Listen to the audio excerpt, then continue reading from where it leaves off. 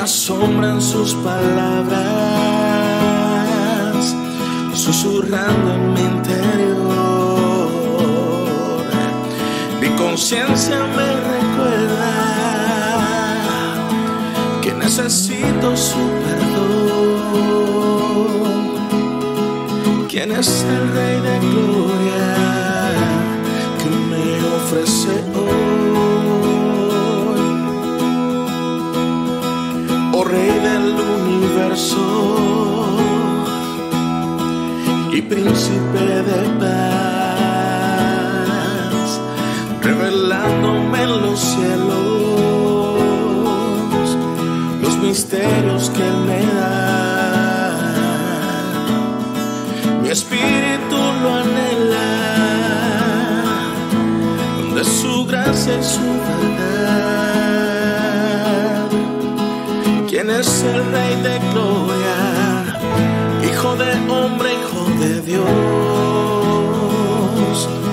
Su nombre es Cristo, Jesucristo,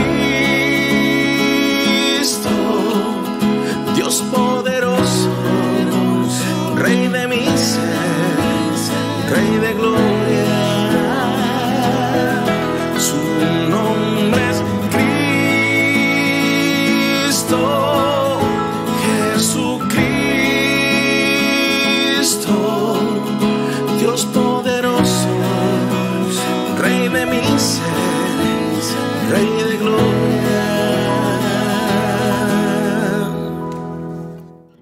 Muy buenos días, tengan todos ustedes, hermanos de la Iglesia Bautista La Fe. Hasta ustedes mi saludo, mi afecto, mi cariño, como pastor de ustedes. También queremos hacer llegar un saludo a todos nuestros amigos en cualquier parte que se encuentren en el mundo, a nombre de la Iglesia Bautista La Fe en Maracaibo, Venezuela. Hemos escuchado esta preciosa interpretación de nuestros hermanos venezolanos de acá de Maracaibo que emigraron y están en Argentina. Nuestro hermano Eduardo Pirela, pero también está el hermano Josué Mavares y también está José Luzardo allí en la interpretación de este precioso canto. Vaya hasta ustedes, nuestros hermanos, nuestro fraternal saludo y un abrazo para todos ustedes. El texto que tenemos en estudio en este día es precisamente un texto muy conocido, pero muy especial. Se trata cuando Jesús sanó a un paralítico, un texto por demás conocido. Sin embargo, es rico en enseñanza para nosotros en el día de hoy. Vamos a ver que este texto, precisamente poniéndolo en un contexto, Jesús venía desarrollando un ministerio de enseñanza, pero también de sanidad de las personas. Para Jesús era sumamente importante las enfermedades de las personas. Allí en el versículo número 31 dice que estando en Capernaum, del capítulo 4 que le antecede, él decía que les enseñaba a estas personas, de manera que él desarrollaba un ministerio de enseñanza. Pero allí en el versículo 40 dice que todos los que tenían enfermos de diversas enfermedades los traían a Jesús. Jesús ponía las manos sobre ellos y eran sanados. De manera que Jesús combinaba enseñanza con sanar a los enfermos. Exactamente versículos antes de conocer de este episodio, en el versículo número 15, dice que la fama de Jesús se extendía de tal manera a consecuencia de estos milagros y estas señales y las enseñanzas que él tenía. Él decía que se juntaban en torno a él multitudes y para oírlo y para ser sanados de las enfermedades. De manera que lo escuchaban, pero también recibían la sanidad. Con este contexto desembocamos en el episodio en el día de hoy. Y nosotros tenemos precisamente en ese episodio de la sanación de un paralítico, está desarrollado por 4 personajes. Uno de los personajes eran los líderes religiosos, que ya vamos a ver a continuación. Otro era precisamente el paralítico y sus acompañantes. Otro era, por supuesto, Jesús. Y un cuarto personaje eran las multitudes que se agolpaban frente a aquella vivienda.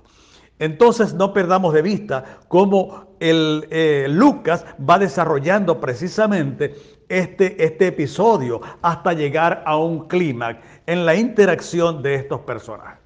Este episodio nos enseña a todas luces que Jesús está interesado en el bienestar espiritual y físico de las personas.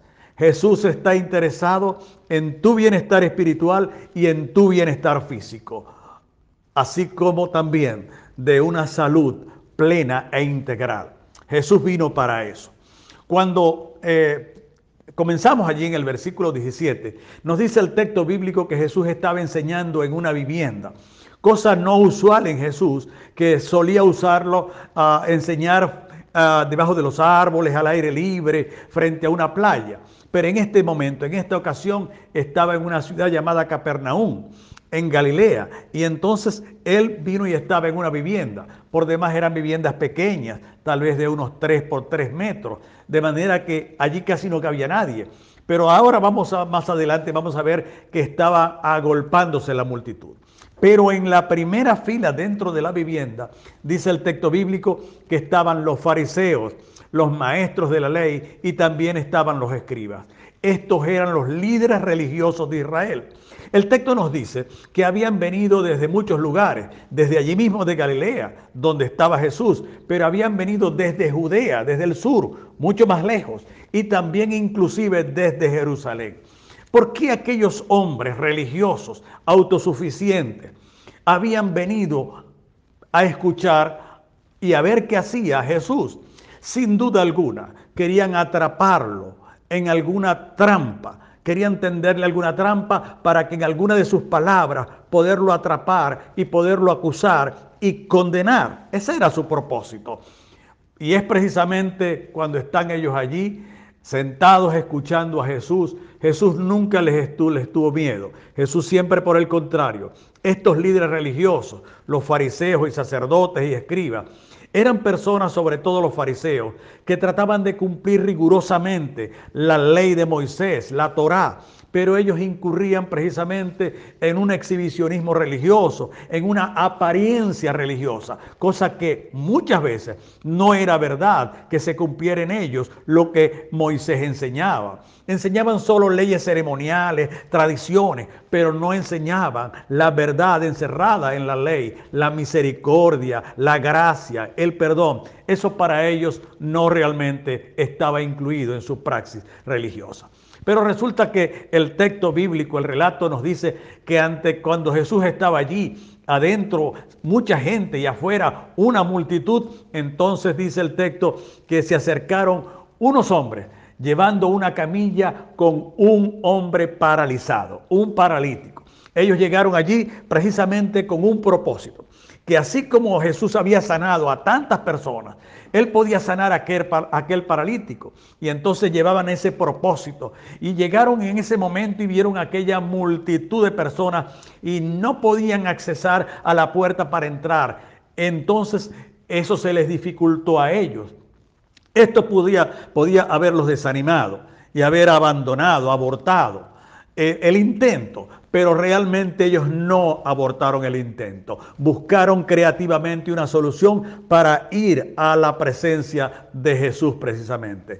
El paralítico decía, mi opción única es ir a Jesús, porque Jesús tiene algo especial para mí hoy. Jesús tiene una palabra especial para mí. No es una opción no ir ante Jesús. Por lo tanto, yo tengo solo una opción, estar en la presencia de Jesús. Y entonces, ¿qué hicieron?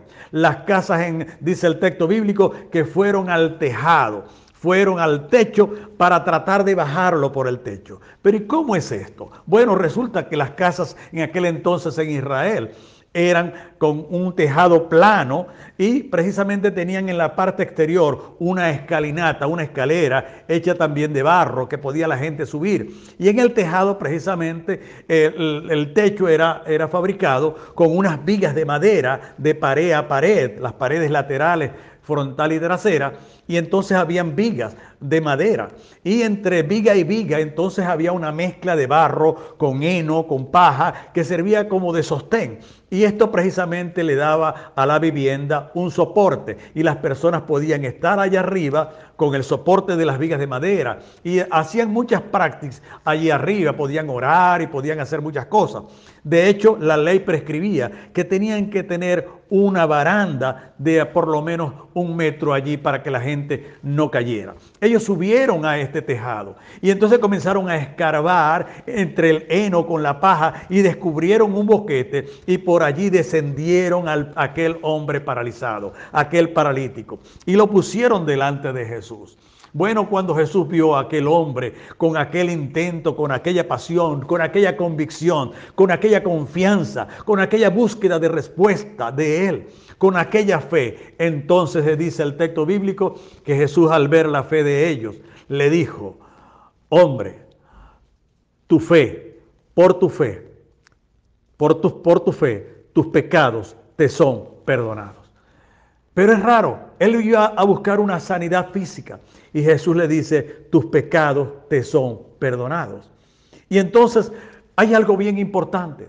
Jesús recurre a lo más importante que aquel hombre tenía. ¿Cuál era la necesidad más importante que aquel hombre tenía? Aquel hombre había pasado toda su vida paralítico y podríamos pensar, esa es su principal necesidad. Pero para Jesús, la principal necesidad del ser humano no es su aspecto físico, no son sus huesos, no son sus músculos. Para Jesús lo más importante es su relación con Dios. Por lo tanto, para Jesús era indispensable que aquel hombre pudiese arreglar sus ofensas para con Dios. Y le dice: tus pecados te son perdonados. Pero ante esto, los fariseos y líderes religiosos que estaban allí, se les presentó la oportunidad para atrapar a Jesús. Y entonces comenzaron a pensar dentro de sí mismos: ¿cómo puede este hombre decir que perdona pecados? Blasfemias, dice, está blasfemando, que no es otra cosa que atribuirse una acción de Dios, ofender a Dios, violar la majestad de Dios. En opinión de estas personas, de estos fariseos y líderes religiosos, Jesús estaba blasfemando y por lo tanto merecía la pena capital, que era la pena de muerte según la prescripción, cuando una persona blasfemaba. Jesús, conociendo el corazón perverso de estas personas, les dice: ¿por qué piensan y razonan de esta manera? ¿Qué es más fácil para mí? ¿Decirle a este hombre: tus pecados te son perdonados? ¿O decirle: toma tu lecho, levántate y anda? Obviamente era más sencillo decir: tus pecados te son perdonados. Eso lo puede decir cualquiera, pero no cualquiera puede demostrar que esos pecados en verdad habían sido perdonados.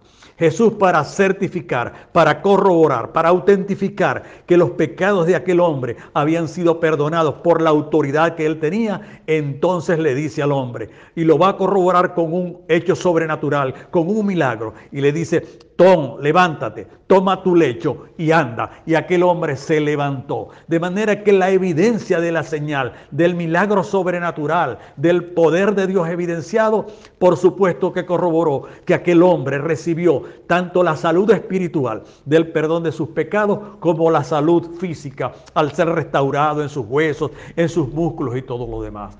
En ese momento dice el texto bíblico que aquel hombre glorificaba a Dios. Entonces salió de allí a su casa glorificando a Dios. Y aquel hombre que había llegado con esa frustración de haber estado paralizado, sin poder hacer nada por sí mismo, sino que todo lo hicieran, pero llegó con una esperanza. Jesús tiene algo especial para mí. Y él se fue con esa esperanza cumplida, glorificando a Dios. Y hay un cuarto personaje, precisamente la multitud de personas que presenciaron aquel hecho sobrenatural, aquel perdón de pecados. Toda esa multitud, dice el texto bíblico, que glorificaban a Dios y dijeron: hoy hemos visto maravillas. De tal manera que en este episodio, donde nos enseña que Jesús está interesado en nuestra salud física, pero más está interesado en nuestra sanidad espiritual. Acercarnos a Dios y reconciliarnos con Dios y darnos la vida eterna perdonando nuestros pecados. Porque en la cruz de Jesús hay perdón de pecados para cada uno de nosotros. Apreciado amigo, Jesús está tendiendo tu mano en la cruz para que tú te acerques. Y así como este paralítico Busques en Jesús una palabra especial para tu vida. No importa los obstáculos que se presenten. Este paralítico se esforzó y buscó estar en la presencia de Jesús. Te invitamos a que tú también te acerques a Jesús y rindas a Él tu corazón. Dios les bendiga.